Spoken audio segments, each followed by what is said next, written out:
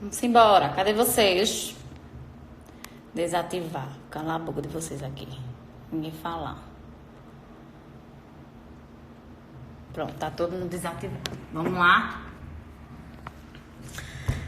Gente, lembrando que tiver de dúvida, no horário da disciplina, eu vou tirar as dúvidas da aula, tá? Então, anota no caderno, anota no papel. E aí, no final, né, no horário da disciplina, quando todo mundo terminar de assistir a aula, a gente vai e tira as dúvidas, tá certo? Então, anota no caderno, porque senão esquece, tá? Então, vamos fechar renal, que é babado. Bom, então tá todo mundo aqui, então já posso começar. E aí eu já vou botar uma foto de um paciente, gente, porque essa doença que é síndrome nefrótica, ela é muito comum na pediatria, tanto a síndrome nefrótica como a síndrome nefrítica, né? E aí quando é que eu sei, gente, só de olhar para o paciente, eu nem olho o prontuário, porque só de olhar para o paciente eu já digo, ele tem síndrome nefrótica. Por quê? Olha a fotinha dele. Então, é um paciente que o que é que a gente observa? É um paciente que na síndrome nefrótica, tá vendo? Já a gente entra no cálculo renal, tá? A gente vai ver síndrome nefrótica, nefrítica para ver cálculo renal, tá? Então, na síndrome nefrótica, então o paciente, ó, gente, olha como ele tá com edema, né? Então, principalmente nos olhos, né? Edema ao redor dos olhos. Tem paciente, gente, que não consegue nem abrir os olhos, tá? Então, eu tenho um paciente que ele é bem gordinho, né? É um fofo, um fofo.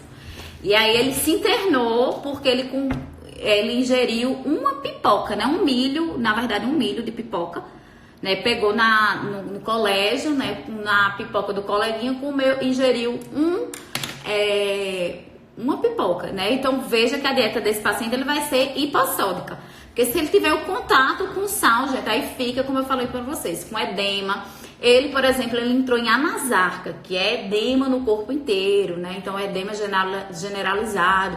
Então, ele se interna. Quando eu vejo 5 crianças lá, tudo assim, ó, não consegue nem abrir o olho de tão inchado, né? Que ele tá, tanto edema que ele tá. Então, é síndrome nefrótica, síndrome nefrítica, né? E aí, gente, qual é a causa, né? Então, o que é que acontece na síndrome nefrótica? Então, geralmente é uma doença, geralmente é uma evolução da diabetes ou da lúpus, né? Então, tudo isso está relacionado a essa patologia. E uma das questões principais que eu vou mostrar aqui para vocês, que a causa da síndrome nefrótica, tá vendo aqui, é o glomero. Né? Então, ou seja, no indivíduo normal, a proteína vem aqui, ela é filtrada, né? E aí, como a proteína ela é benéfica, ela serve para formar, né, células de defesa, né? Síntese proteica. Então, o que é que acontece? A proteína ela é filtrada e volta para cá, né? Volta para a corrente sanguínea, né? Só que isso aqui, gente, é no néfro, né? Lá no rim. Então, só que o que é que acontece com esse paciente, gente? Vocês entendem que aqui nós temos uma membrana que envolve o glomero, né? Essa membrana, tá vendo como os poros são o quê? Pequenos, né? Os poros são pequenos. Só que no paciente com síndrome nefrótica, né? Esses poros aqui, gente, eles chegam a ser, né, gigante. Esses poros aqui chegam a ser gigante. Então, a proteína, ao invés de ser filtrada e retornar, a proteína acaba vindo o quê? Indo para a urina. Então, eles também têm a urina espumosa, né? Porque eles têm muita proteína na urina. Então, eles têm muita proteinúria. Então, o que seria síndrome nefrótica? Então, seria justamente um distúrbio nessa membrana aqui, onde os poros grandes... Aqui nessa membrana, gente, ela tanto tem poros grandes e pequenos. Só que quando os poros grandes tiverem em maior quantidade do que os pequenos, aí o paciente ele tem uma síndrome nefrótica. A gente tem um indivíduo normal, a gente tem digamos assim, os poros da gente, né, que fica aqui nessa membrana, os pequenos, estão em maior quantidade do que os poros de calibre grande. Mas na síndrome nefrótica, como eu falei para vocês, os pórons vão estar o quê? Gigantes. Esses pórons aqui vão estar gigantes. Então, a proteína, ao invés de ser reaproveitada, não, vai ser eliminada na urina. E isso é ruim, porque gera proteinúria, tá? Paula, o que é que ocasiona esses poros, né, ficarem, esses poros grandes ficarem em maior quantidade? O que é que ocasiona isso? Né? Então, pode ser uma lúpus, uma diabetes, ou até mesmo por questões genéticas também pode influenciar, tá? Então, vou voltar para cá.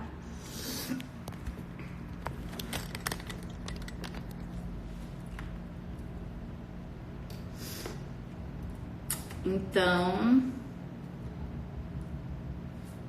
basicamente isso, né, gente? Então, só recapitulando, a síndrome nefrótica é quando o paciente ele tem os poros, né, grandes em maior quantidade e os poros pequenos daquela membrana que eu falei para vocês, aquela membrana que a gente chama membrana basoglomerular. Então, quando aquela membrana tem mais poros grandes em maior quantidade do que os pequenos, a gente diz que o paciente ele tem síndrome nefrótica, tá? Bom, e aí, como eu falei pra vocês, é inevitável. Gente, não tem como você não saber que o paciente tem síndrome nefrótica, não. Ele fica com muito edema. Como eu falei pra vocês, já tem criança lá que não abre, a maioria não abre nem o olho, não consegue abrir o olho de tanto edema. E aí, gente, qual é a explicação pra tanto edema, né? Então, existem umas teorias que a gente chama, deixa eu mostrar aqui pra vocês, na fisiopatologia, né? Que é a teoria hipofluxo, né? Então, por exemplo, como o paciente tem os poros, né, grandes em maiores quantidades, aí eu falei pra vocês o quê? Que ele perde muita proteína, né, na urina, então gera um aumento da proteinúria. O aumento da proteinúria vai fazer, quando eu tô perdendo muita proteína na urina, incluindo aí a albumina, acontece uma hipoalbuminemia, que é o que, gente? Tudo que termina em anemia é no sangue. Então, eu tenho pouco no sangue o quê? Albumina, né? E por que eu tenho pouco albumina no sangue? Porque essa albumina tá indo embora aqui na proteinúria, tá? Então, a proteinúria, né, a presença, né, de proteína na urina, vai levar um quadro de hipoalbuminemia, que é diminuição de albumina na corrente sanguínea. Se eu tenho pouca albumina na corrente sanguínea, o que é que acontece com a pressão oncótica do plasma? Né? Vai diminuir, né? E isso vai fazer com que ocorra o quê? Essa diminuição na pressão oncótica. Uma diminuição do volume intravascular. Gente, a albumina é uma proteína essencial no transporte da osmose. Então, se essa albumina está em pequena quantidade, né, na corrente sanguínea, né, vai levar à formação de quê? De edema. Mas como, né? Porque pouca albumina na corrente sanguínea vai estimular, olha quem? O sistema renina, angiotensina, aldosterona, né? Então, por isso que quando a gente coloca sal, a gente estimula esse sistema. Por isso que a dieta desse paciente é extremamente hipossódica, né?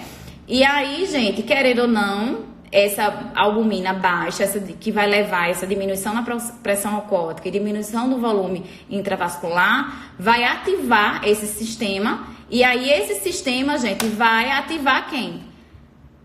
A aldosterona e o ADH. A aldosterona vai aumentar a retenção de sal e o ADH vai aumentar a retenção de água. Ou seja, esse paciente vai ficar com edema. Por exemplo, na gestante, gente, por exemplo, a gestante é comum você ver edema na gestante. Por quê? Por conta da albumina. Então, por exemplo, na gestante, o que é que acontece? O volume sanguíneo... Eita. Ostra. Desculpa aí. Então, na gestante, o que é que acontece? A albumina, acontece essa mesma coisa, essa hipoalbuminemia. Mas por quê? É porque ele tem pouca albumina? Não. Na gestante, o que é que acontece? Como na gestação ocorre um aumento, né, do volume sanguíneo, né? Então, e a albumina não consegue acompanhar esse, digamos assim, esse aumento no volume sanguíneo. E aí, ou seja, eu acabo tendo pouca albumina, né, e ocasionando o edema. Deixa eu voltar aqui, só recapitulando. Então, o que é que acontece com a gestante? A gestante, o volume sanguíneo dela, o que é que acontece? Aumenta, né? Então, várias coisas vão aumentar na gestante. O seio, né? Um dos principais que vai aumentar, né, um dos sistemas que vai aumentar é o cardiovascular, né, o volume sanguíneo. Então, o volume sanguíneo da gestante aumenta, só que a produção de albumina continua a mesma. Porque assim, digamos assim, para uma gestante não ter edema, o volume sanguíneo tem que estar aumentando e a albumina tem que estar aumentando paralelamente a esse aumento do volume sanguíneo. Só que a albumina, ela permanece a produção normal, a mesma. Não consegue acompanhar esse volume. Então, gente, quando eu tenho isso ocasiona uma hemodiluição. Então, ou seja, a quantidade de albumina é insuficiente para o volume sanguíneo. Então, isso ocasionando uma baixa de albumina na corrente sanguínea. E isso, gente, vai ocasionar o quê? Edema. Por quê? Porque toda vez que eu perco, e no caso da nefropatia, na síndrome nefrótica, não é diferente, né? Na síndrome nefrótica, ele perde muita albumina pelos poros que a gente viu. Então, como ele perde aquela albumina, essa albumina vai para a urina e aí tem uma proteinúria. E aí, como ele perde, né, muita albumina, o que é que vai acontecer?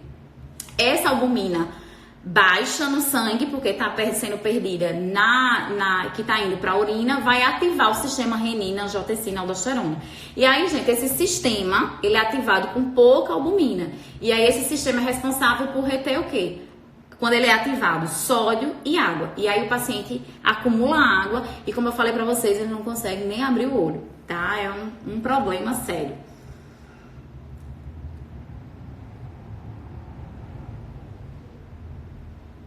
Bom, esse paciente, gente, é muito comum, como eu falei pra vocês, ele perder essa albumina, né? É a parte principal dessa patologia. Então, a urina deles, deixa eu mostrar aqui pra vocês. A urina dele como é espumosa, né? Parece cerveja. Né? Justamente por que tão espumosa? Porque ele perde muita albumina e essa albumina, né, baixa, ativa, né, o sistema, essa presença de albumina aqui na urina, né, deixa a urina esponjosa e ativa o sistema renina, angiotensina, aldosterona, fazendo com que o paciente, né, retenha sódio e retenha água, então fazendo com que ele fique assim, né, com edema. E aí, gente, eles entram, geralmente ele chega no IMIP assim, né, com edema generalizado. Então é característico dessa doença proteinúria, né, presença de proteína na urina, porque justamente os poros grandes estão em maior quantidade, edema, porque essa perda de proteína na urina, principalmente a albumina, ativa o sistema renina, angiotensina, aldosterona, fazendo com que ocorra esse edema. A hipoalbuminemia, porque ele perde muita albumina na urina, então no sangue os valores ficam abaixo de 2,5. Né? E esse paciente também tem uma hiperlipidemia, ou seja, um aumento do colesterol e do triglicerídeo, né? Então, por que esses pacientes eles vão ter um aumento do colesterol e do triglicerídeo, né? Então, qual o motivo?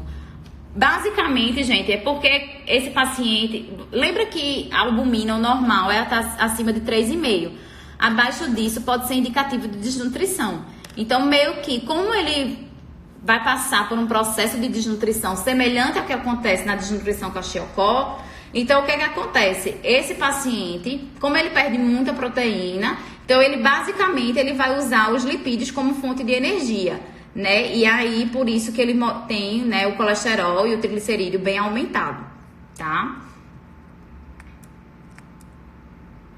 E aí, como eu falei pra vocês, é um paciente praticamente que apresenta uma desnutrição proteica, por quê? Porque ele perde albumina, né? Ele é um ele é um paciente que ele está em catabolismo proteico. Ah, professora, então a dieta vai ser hiperproteica? Não vai. Por quê? Se você coloca uma hiperproteica, lembre-se que ele tem os poros da membrana, do glomerular, muito grande. Então, se você bota uma dieta hipoproteica, vai pro lixo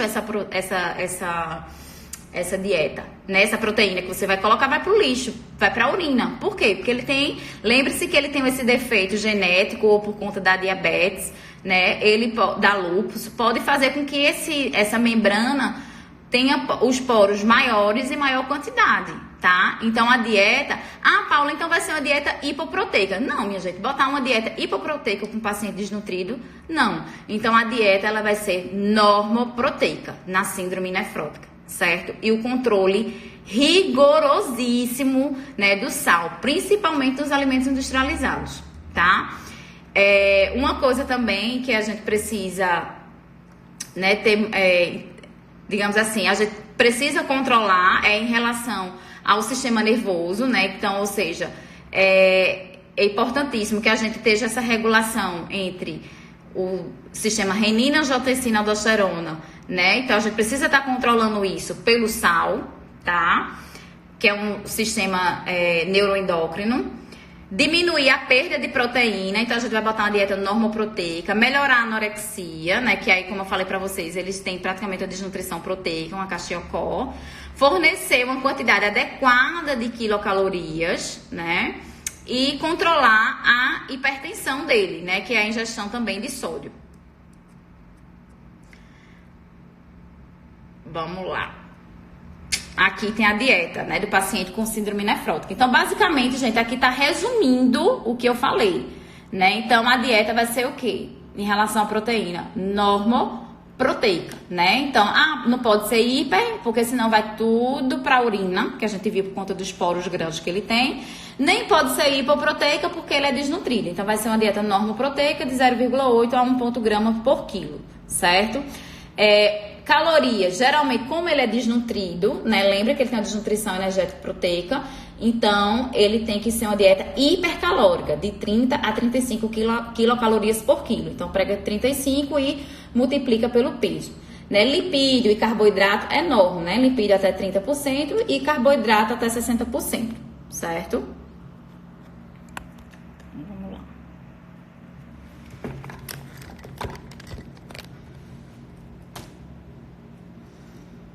Deixa eu ver se ficou faltando. O quanto de sódio, né, que a gente pode dar para esse paciente, né, de sal. Geralmente se recomenda 3, né? Lembra que para hipertensão a recomendação de sal é 5. Para ICC, insuficiência cardíaca congestiva, é 6. Isso a gente viu em aulas anteriores. E para síndrome nefrótica é 3, tá? A quantidade de sal para dar para o paciente. Mas às vezes tem que ter muito cuidado, porque isso é muito individual, né? Às vezes tem paciente que, menos do que isso, ele consegue, né, ter esse acúmulo de edema.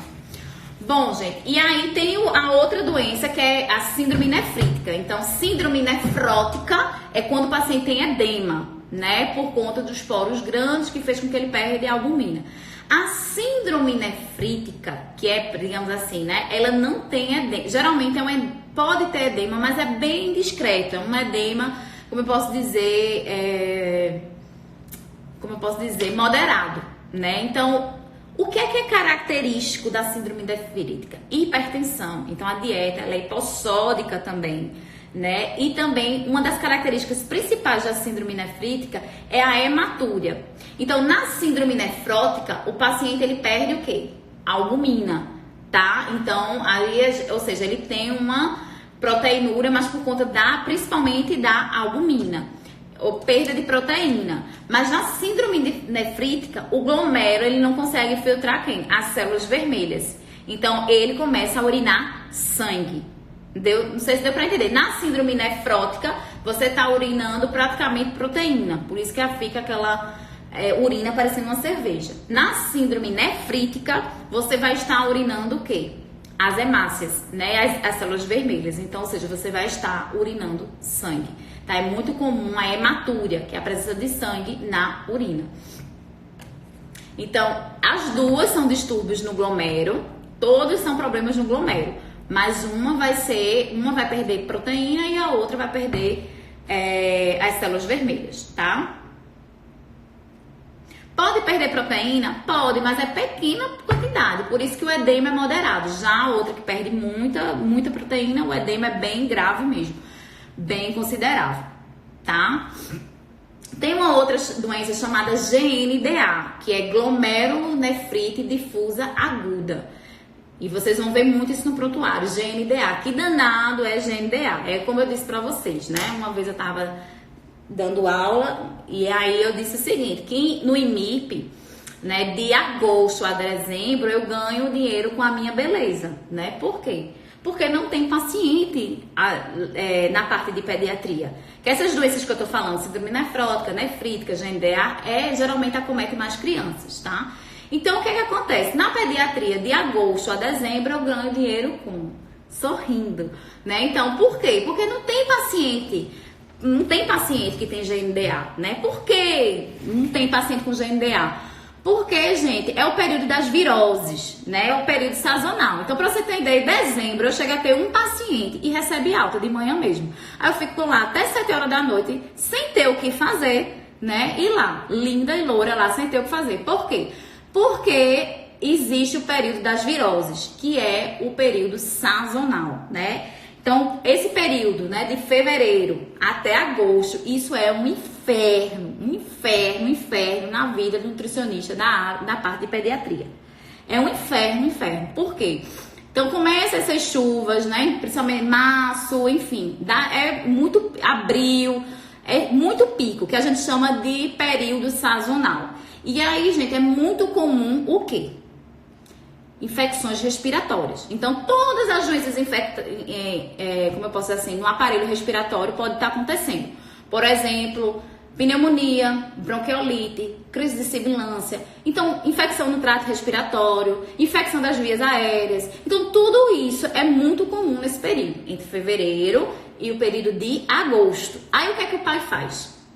O menino começa a gripar, sei lá, na segunda-feira, na quarta-feira, por exemplo. Mas sábado tem galo. Aí o que é que ele faz? Não, vamos dar o remédio aqui em casa para ver o menino melhorar, né? Então vamos dar um remédio aqui, um antibióticozinho, vamos dar aqui o remédio para controlar a febre, a alergia, pronto. Essa secreção dele, vamos controlar. E aí vai pro carnaval, vai pro galo. Aí no domingo tem o quê? Tem Papangu. Aí ele vai pro Papangu, na segunda-feira ele emenda não sei aonde, vai pra Olinda, aí vai pra praia. Resumindo, o menino só aparece depois da quarta-feira de cinzas. E aí esse menino evolui com GNDA. Então é muito comum, principalmente depois de feriadão, quando você chega lá na segunda-feira, o menino tá com GNDA. Outra coisa também é, por exemplo, no São João, Semana Santa.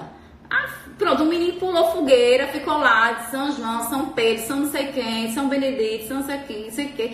E aí pulou fogueira, Quando é que traz o menino? O menino já tá extremamente cansado. Chega o menino lá praticamente sem respirar, né? E aí ele evolui para uma GNDA. Tá? Então, é o período, como eu falei pra vocês, né? Qual a causa de GNDA? Então, a causa é por bactérias, né? Geralmente, bactérias, geralmente de caráter respiratório, né? Que uma pneumonia, um streptococcus, né? Uma infecção na pele chamada impetigo também pode levar a GNDA. Então, ou seja, o que seria GNDA? Né? Então, seria o acúmulo de células de defesa. Então, veja, se a criança tá com infecção respiratória, né? A criança tá com infecção respiratória, e aí você coloca, e você não trata essa infecção respiratória, ali no glomero, vai acumular o que nesse glomero? Vai acumular células de defesa, linfócitos, então várias células de defesa vai estar acumulado ali e não vai dar conta, tá? Então, deixa eu só mostrar aqui pra vocês a GNDA.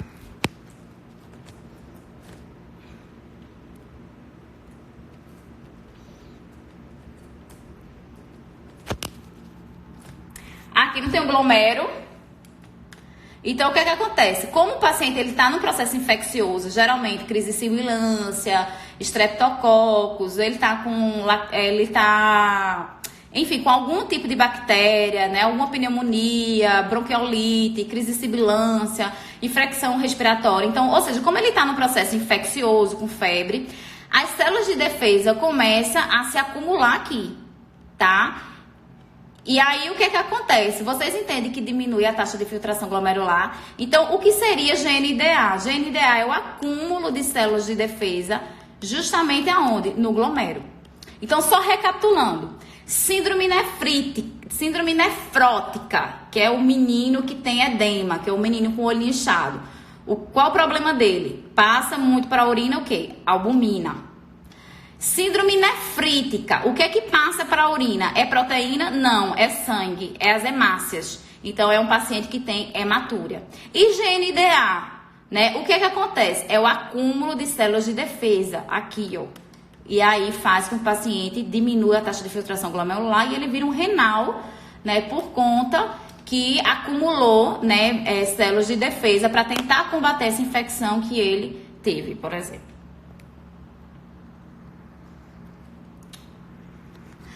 Bom, a dieta, eu vou fazer um esqueminha aqui porque é igual, né? Então, vamos botar aqui.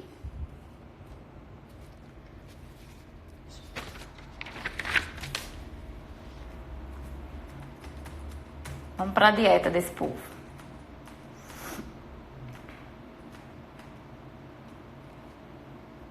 Então, vamos lá.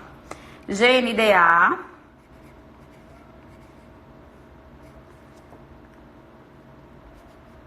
E nefrítica. Síndrome nefrítica. Lembrando que GNDA é quando eu acumulo o que no glomérulo? Células de defesa, né? Complexos de defesa. Síndrome nefrítica, o que é que acontece? Eu começo a urinar o quê? Sangue, tá? Hematúria.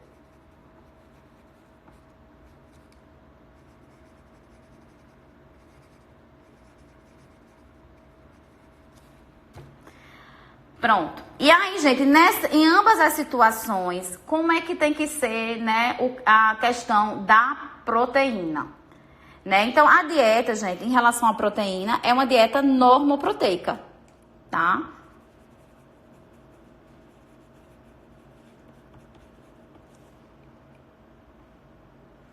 Agora, em casos severos, né, tipo, muito grave, que aí pode ser uma GNDA avançada, uma síndrome nefrítica. Se tiver assim no prontuário, GNDA avançada, síndrome nefrítica avançada, aí é uma dieta hipo, tá? Proteica. Lembrando que vocês vão ter que estar controlando também o sódio desse paciente para evitar o acúmulo de edema. E aí, gente, o sódio desse paciente geralmente fica entre 29... Deixa eu melhorar aqui. Não sei se o foco tá ruim. Entre 29 e 69. Não se decora isso não, tá, gente? É só pra gente ter uma noção. E 69 miligramas por quilo, tá? Outro que a gente vai controlar é o potássio. Que aí você vai colocar em torno de 29 a 87 miligramas por quilo. E o líquido, né? Então, uma coisa que a gente vai ter que, digamos assim, orientar é justamente de acordo com a urina, né? Ou seja, liberar o quanto que ele urinar, você vai liberar de água, certo? Então, basicamente isso, certo? Que aí é muito, digamos assim, né? Muito parecido, né? Na síndrome nefrótica,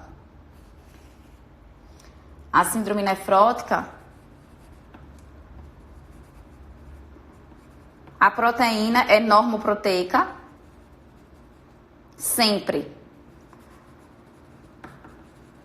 E a dieta sempre vai ser hipercalórica, de 30 a 35 quilocalorias. Porque você tem que pensar na síndrome nefrótica no paciente que está urinando o quê? Albumina. Então, ele está perdendo muita proteína. Então, ele é desnutrido, né? Aqui, ele está perdendo o quê? Sangue. E aqui é o acúmulo de células de defesa. Então, como você perde aqui muita proteína, então você tem que tratar, é como se você estivesse tratando um paciente desnutrido, com desnutrição energética e proteica. Então, a dieta é normoproteica. Não vai ser hiper, porque se for hiper, essa proteína vai para a urina. Então, vai ser normoproteica e hipercalórica, de 30 a 35 calorias, certo? Vou deixar aqui só para quem quiser tirar um print, certo? Bom, e para a última doença de renal, que eu sei que senão vocês vão bater em mim, se eu não finalizar, que é a nefrolitíase.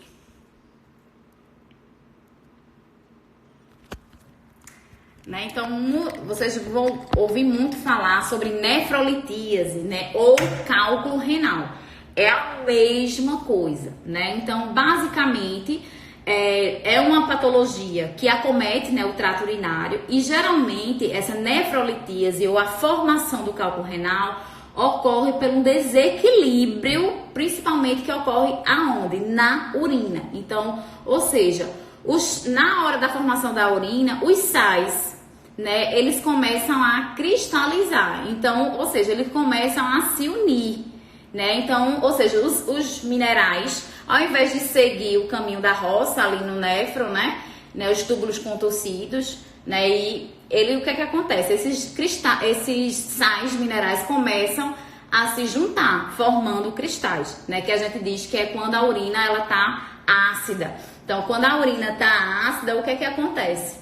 Né? Então, alimentos, por exemplo, com carboidrato simples, refrigerante, né, bolo, né? Então, ele deixa a urina ácida, tá? Não é fruta cítrica, não mistura, tá? Então, quando o paciente, né, ele, por exemplo, ele tem uma urina ácida, né? Então, por exemplo, você usar alguns medicamentos em excesso, ele causa uma acidez, né? E aí, o que é que acontece? Essa acidez essa urina ácida faz com que ocorra uma supersaturação, que a gente chama de supersaturação da urina, em que ocorre a formação desses cristais, tá? Existe, gente, vários tipos, né, de cálculo renal, né? E diante disso, e a dieta é diferente para cada cálculo, né? O cálculo mais conhecido, que acomete 75% da população, é o oxalato de cálcio. Ou seja, você vai restringir do paciente a 150 miligramas o oxalato, né? Então, o que é esse oxalato? Esse oxalato você já deve ter estudado lá em técnica dietética, que ele está geralmente presente nos alimentos de origem vegetal, né? Então, basicamente no feijão, no chocolate amargo, nas nozes, castanhas, amendoim, na mandioca, no morango. Então, esses alimentos, eles têm uma grande quantidade de oxalato, tá? E aí, se eu tenho muito oxalato, né? E aí, esse oxalato, ele de todos os cálculos, ele é o mais perigoso. Na verdade, não é que ele é o mais perigoso, é o que dói mais. Por quê? Porque ele tem mais espicas, né? O que é essas espicas? Né? É como se ele é mais pontiagudo, né? Então vamos dizer aqui, eu vou fazer um cálculo, obviamente hipotético aqui, né? Que eu não tô sem quadro, mas digamos que esse cálculo aqui tem duas espicas, né? Ou seja, ele tem duas pontas. Se eu tenho assim, o oxalato é assim, gente. Ou seja, quando ele vai ser eliminado na urina, isso vem rasgando, né? Então, muitas vezes sangra, né? Tem sangramento, às vezes não consegue sair, né? Tem que fazer uso de medicação, né? Porque às vezes esse cálculo, né? Como eu falei pra vocês, o oxalato, ele tem várias espicas. E aí ele vai descendo, rasgando mesmo, né? Então é muita dor, muita dor. E se o paciente, gente, que ele já teve uma cálculo renal, a reincidência é 55% dele ter novamente. Então, uma pessoa que tem um cálculo de oxalato de cálcio, isso, gente, você descobre na ultrassonografia, né? Então, pede os exames desse paciente, né? Que o nefrologista deve ter passado para ele. E aí você vê se lá, a maioria dos casos, é oxalato de cálcio. Paula, vai restringir o cálcio? Não, porque piora. Então, você vai botar a quantidade de cálcio nas 3 porções que se indica para um indivíduo normal. 3 porções do grupo do leite normal. Agora, se ele ingere uma porção, se ele tem uma baixa ingestão de cálcio, teoricamente seria benéfico para não formar oxalato de cálcio? Não é isso, não é bom. É pior. Por quê? Se eu coloco pouco cálcio, né? Se eu não atingo essa recomendação de 1000 miligramas, né, de cálcio, o que é que vai acontecer? Esse oxalato, ele fica mais biodisponível, ou seja, a absorção dele vai ser maior no intestino, então vai acumular mais ainda lá no néfron, tá? Então, o cálcio, por exemplo, quando você está ingerindo um oxalato, sei lá, você está consumindo chocolate amargo, nozes, castanhas, amendoim, aí você está ingerindo morango, esses alimentos que têm alimentos muito ricos em oxalato. Aí você não coloca leite, por exemplo, leite, queijo, derivados, não coloca 3 porções desse grupo. o oxalato desses alimentos vai ficar mais biodisponível e ele vai absorver mais. Então, não se indica usar uma dieta com pouco cálcio. Então, tem que ser, colocar normal, né? A quantidade normal de cálcio, que aí seria em torno de 1000 miligramas, tá? E aí, gente, quando eu coloco cálcio, ele tem um efeito benéfico. Em que sentido? Quando o oxalato entra em contato com o cálcio no intestino, eles têm o poder de se unir e levar o cálcio, se une ao oxalato e leva esse oxalato para as fezes. E isso é bom, isso tem um efeito protetor maravilhoso, né? E aí a gente vai ver, assim, não só o cálcio tem um efeito protetor, mas alguns alimentos, né, principalmente rico em potássio, né? Então, por exemplo, você vai ver melão, né? Então, as folhas, né? Alface, né? Então, as frutas cítricas. Então, eles têm um poder, gente, de dissolver esse cálculo, né? Por isso que a gente vai ver que muitas frutas cítricas, lá vai eu com minha alergia. Ai, paciência, viu, minha gente? Desculpa. E aí, o que é que acontece? Você colocando alimentos, né, de frutas cítricas, você colocando esse, né, não só laranja, né, frutas cítricas de uma maneira geral, e você colocando frutas ricas em potássio, como o melão, por exemplo, e folhas também, então você vê que eles têm um poder, né, de alcalinizar a urina. E quanto mais alcalina a urina, melhor. Por quê? Porque se a urina ela tá alcalinizada, evita a formação desse cálculo, tá? Bom, eu vou detalhar, tudo isso que eu tô falando eu vou detalhar, tá? De um por um. Mas importante que eu quero que vocês saibam é que existe inicialmente, deixa eu mostrar pra vocês.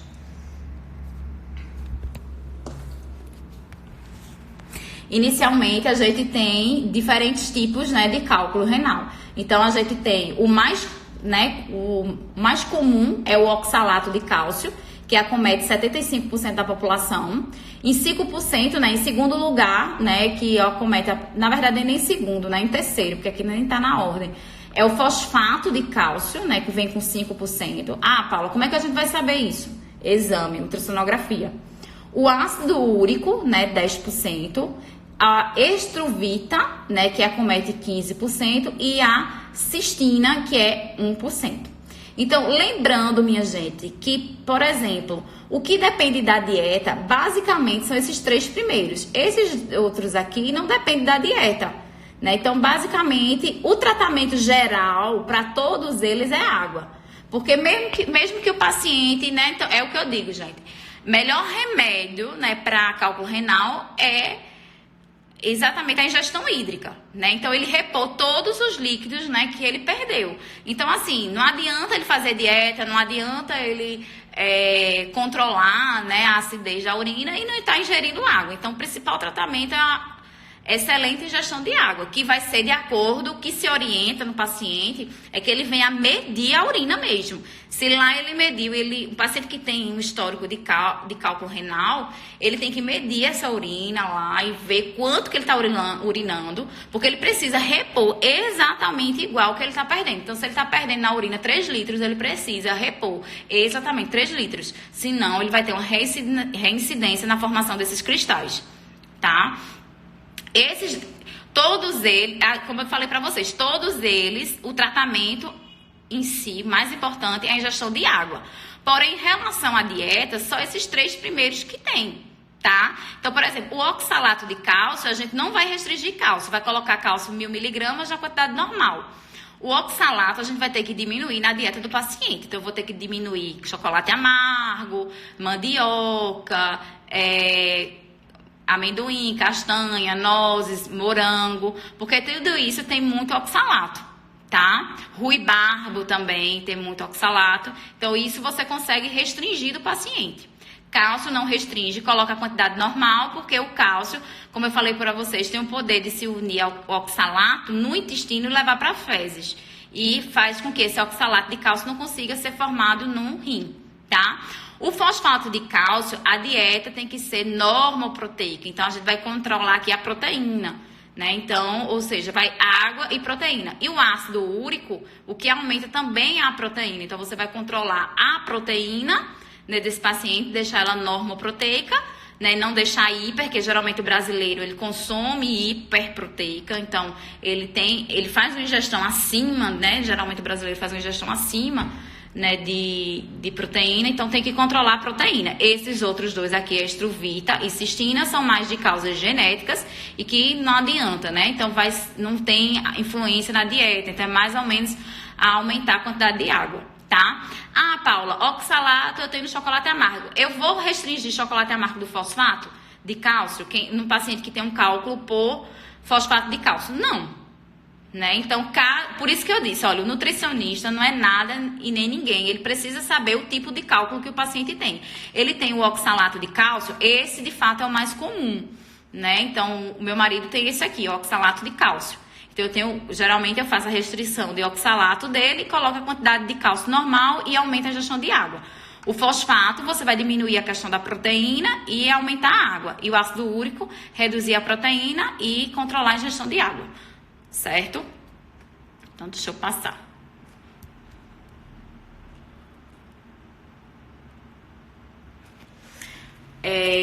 Em relação, eu falei sobre a supersaturação da urina, que é aquela questão que eu falei pra vocês, né? Quanto mais ácida tiver aquela urina, pior, porque forma mais cristais, facilmente. E aí, gente, existem formas de alcalinizar.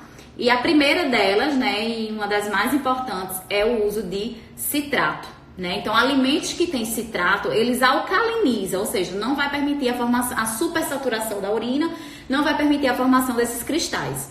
E aí, onde é que eu tenho citrato? Eu já falei pra vocês, nas frutas cítricas. Então, colocar muitas frutas cítricas pro paciente, né? Outra coisa também é em relação a leites e derivados. O leite também, né? Além de ter o cálcio que lança o oxalato para as fezes, o leite também tem citrato.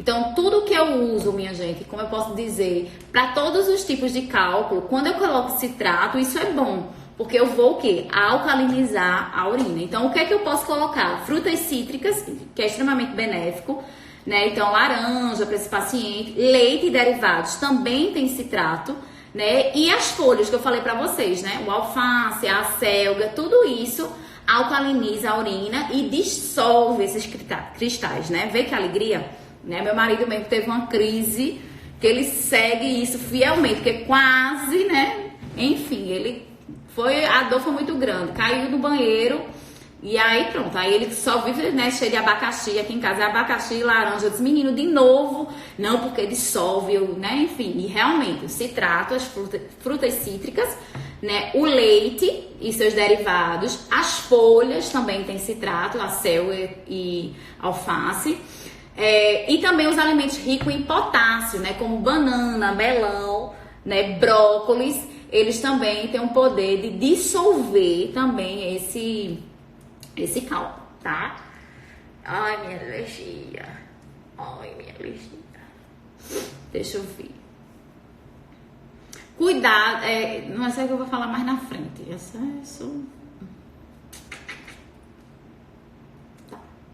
O cálcio eu já falei que tem que colocar na quantidade normal. Ah, Paula, mas vai formar oxalato de cálcio. Mas o problema do oxalato de cálcio é quando eu coloco o cálcio, quando eu coloco pouco cálcio, esse oxalato fica mais biodisponível. Então eu coloco 1000 miligramas de cálcio para que esse oxalato se una com cálcio e vá para as fezes e não consiga chegar, né, ser absorvido e ir para um rim, tá? Então, cálcio, nada de colocar pouco cálcio não, bota normal.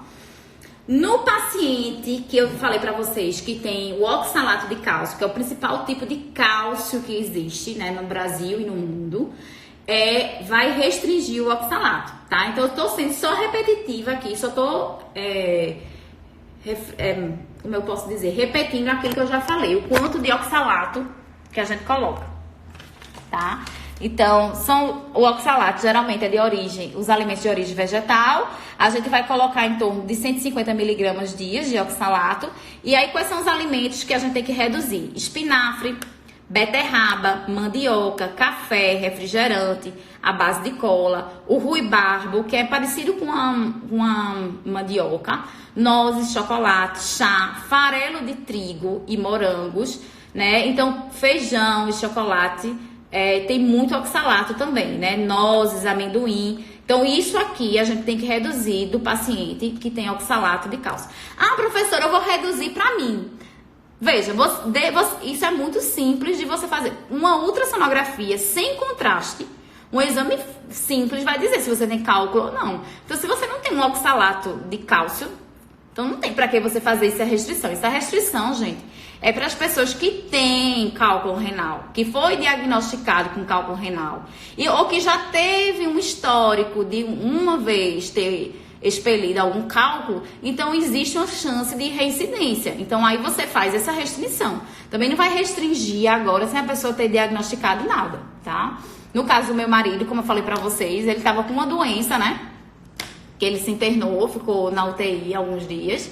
E lá na UTI que descobriu, por acaso, que ele quando fez uma ultrassonografia, que descobriu que ele tinha cálculo renal. Aí acabou que a gente começou a tratar depois disso, tá? Citrato, como eu falei pra vocês, é maravilhoso, né? Porque dissolve esse cálculo, né? Porque deixa a urina o quê? Alcalina. Quanto mais alcalina, independente do tipo do tipo de cálculo, ele é benéfico. Então, colocar muitas frutas cítricas, leites derivados, a selga, as folhas, né? A selga e a alface, tem muito citrato, tomate, banana, brócolis, melão e laranja. Também dissolve. Sódio, né, minha gente? Sódio, né? Então, geralmente, principalmente nos alimentos industrializados, a gente até já discutiu isso em sala, né? Que o brasileiro, ele consome 3 vezes mais a quantidade de sódio recomendada. Então, o sódio, ele também acidifica a urina. Então, favorece a formação de cálculo. E praticamente hoje tudo de industrializado. Aí tem ali, até botei no slide, ketchup, shoyu, tudo isso, né? Extrato de tomate, ou seja, todos esses embutidos e enlatados de uma maneira geral, bacalhau, charque, presunto, mortadela, aquelas sopas prontas, né? Aqueles alimentos, temperos prontos, tudo isso tem muito sal.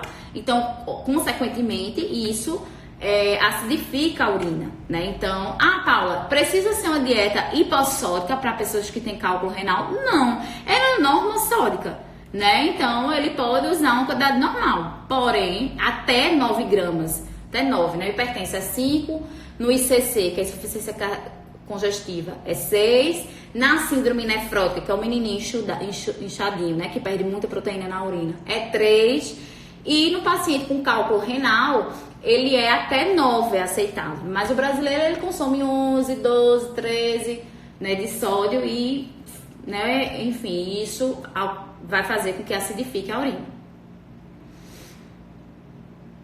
Como eu falei pra vocês, colocar alimentos ricos em potássio, porque os alimentos ricos em potássio, eles alcalinizam a urina, né? Então, frutas, né, ricas em potássio, como o melão, que eu já falei pra vocês, o feijão, a própria leguminosa, tudo isso também ajuda a dissolver, tá? Vitamina C, cuidado, né? Que é até uma coisa que a gente já discutiu semestre passado, que eu digo, olha, minha gente, cuidado com a vitamina C, porque eu não entendo como é que o nutricionista prescreve um suplemento sem nunca ter olhado a UL, né? Então, a UL de vitamina C é 2.000 miligramas. Então, quando eu ultrapasso a UL da DRI, o indivíduo, ele forma um cálculo renal, tá?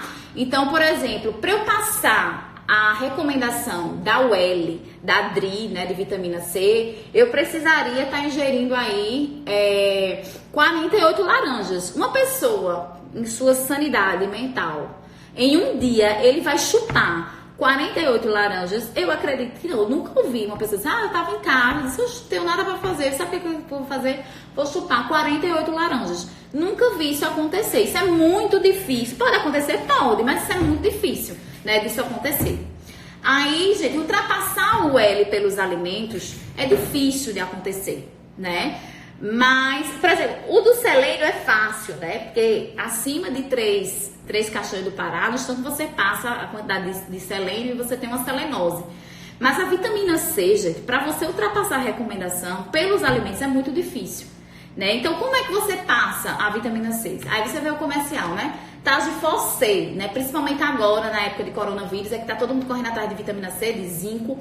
né, que realmente melhora a imunidade. Mas se tu passa, por exemplo, um Tagefol C tem 1000 miligramas. Tu toma 2 Tagefol C, um de manhã e um à noite, como a galera tá tomando vitamina C aí feito água, então você já bateu a cota máxima de vitamina C, né? E aí, se você, fora isso, aí vai ingerir uma laranja, um suco de acerola, enfim, já ultrapassou. Aí, ou seja, o excesso de vitamina C, cuidado, porque ele pode formar cálculo renal, certo? É uma coisa que a gente precisa ter cuidado. Agora, se você coloca a quantidade de vitamina C na quantidade normal, né? E isso, por exemplo, para mulheres é em torno de 75 miligramas. Para você ter ideia, um copo de acerola você já bate para mulheres, tá? Para homens seria 2.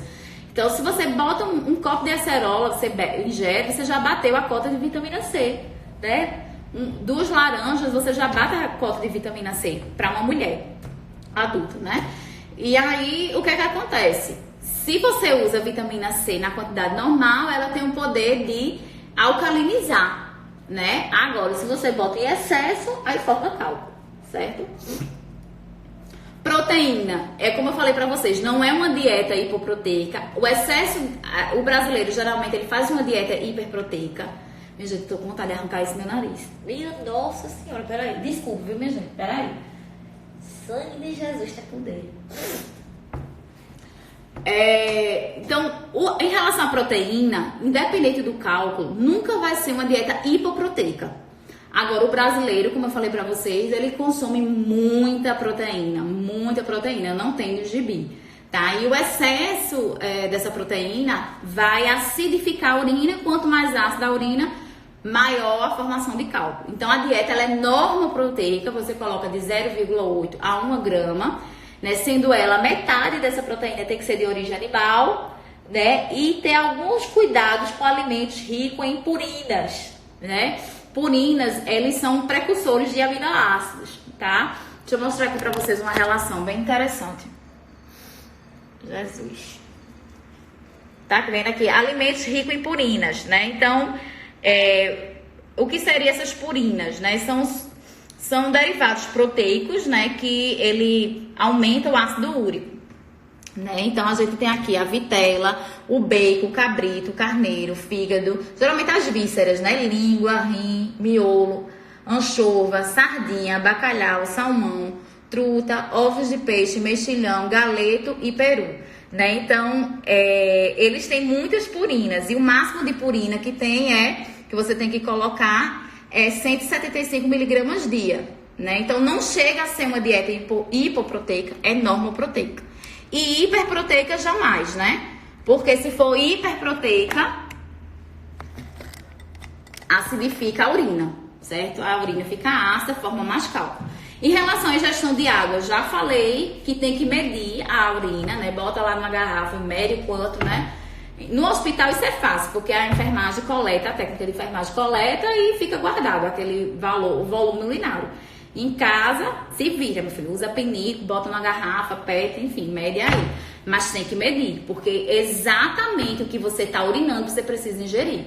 Porque senão nunca vai tratar esse cálculo. É sempre que eu digo, melhor do que alimentação, melhor do que medicamento, né, para tratar nefrolitise e cálculo renal é uma alta ingestão de água. Tá? No mínimo que você perdeu, repouso que você está perdendo, está eliminando na urina, tá? Então, geralmente, por exemplo, o Cooper coloca que o débito urinário é de 2 a 2,5 litros de água, enfim. E para finalizar, eu digo que eu vou finalizar, é só para animar vocês. Mas agora é de verdade mesmo, juro. Tem alguns alimentos, né, que aí eu considero, gente, não é se o alimento ele é ácido básico, não confunde alimentos cítricos, não. Tá? Não é isso que eu tô querendo dizer. Se for cítrico é ácido, não é isso. Eu tô falando em relação à urina. Então tem alimentos que deixam a urina ácida e tem alimentos que deixam a urina o quê? Básica. Então quem é que deixa ácido? Os carboidratos simples, né? E aí quem deixa básico? O citrato, o potássio, tá? Então aqui tem mais ou menos um resuminho, né, do que você deixa, quem é ácido, né? Então, por exemplo, dos alimentos potencialmente ácidos, a gente tem carne, peixe, ave, mariscos, ovos, né? Ou seja, né, as proteínas de uma maneira geral. Pasta de amendoim também, o amendoim também é ácido. De gordura, a gente tem bacon e nozes. E de amido, a gente tem todos os pães, né? Então, carboidrato simples aí, querendo ou não, é um alimento que vai deixar a urina ácida, né? Tem cereais, biscoitos, macarrão, espaguete, talharim, né? E alguns vegetais, como milho e lentilha, também deixa a urina ácida. E algumas frutas, como a fruta do monte, as ameixas e as ameixas secas, também deixam a urina ácida. E sobremesas, bolos e biscoitos simples. Os demais alimentos, a gente diz que eles são alcalinos, tá? E existe também os alimentos neutros, que nem, por exemplo, que nem fede nem cheira, nem forma cálculo, também nem protege do cálculo, né? Que o alcalino, a gente viu que ele protege da formação de cálculo, mas tem os neutros que não faz nada, né? Então, por exemplo, manteiga, margarina, gordura para cozimento, né? Óleos, doces puros, açúcar, xarope, mel, né? Amido, como araruta, milho e tapioca, e bebidas como café e chá são considerados alimentos neutros, né? Doces como também melaço, também que são considerados neutros, certo? Bom, no mais, basicamente eu resumi aqui os alimentos ácidos, refrigerantes, carboidratos simples e proteína. Isso deixa a urina ácida, forma um efeito de formação de mais cálculos. Eu acho que finalizei. Disse a vocês. Pronto, gente. Eu vou só encerrar aqui. E aí, quem tiver dúvida, né? Como eu falei pra vocês, coloca no direct. Pode marcar um ao vivo, quem quiser. Se a turma preferir um ao vivo no horário da disciplina, a gente faz. Ou a gente pode estar com vergonha e quiser fazer no individual, no direct. Lembre-se que todas as dúvidas eu tô tirando, né? Tem muita gente que tá me procurando, isso é bom, né? E tá me procurando no direct, tá? E se tiver de dúvida, não fica guardado não, porque as aulas, elas não são interativas. Mas vai ter um momento que eu vou deixar disponível só no horário da disciplina para interagir com vocês, para tirar dúvida, certo? Porque quando eu tava fazendo interativo, os vídeos estavam ficando muito longos. Então, 3 horas, 4 horas de vídeo. Aí eu tô fazendo isso, salvando a aula e depois só tirando dúvida, certo? Deixa eu encerrar aqui, volto já. Pra quem tiver dúvida, quem não tiver dúvida, beijo, me liga e a gente se vê, né? A gente se fala.